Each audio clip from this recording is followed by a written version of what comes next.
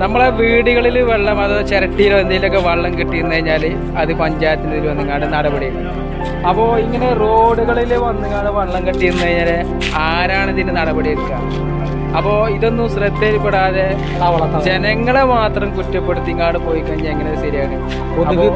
ഇതിൽ നിങ്ങളൊരു പരിഹാരം ഉടൻ തന്നെ കാണാതെ പുൽവട്ട ടൗണിലാണ്. പുൽവട്ട ടൗണിൽ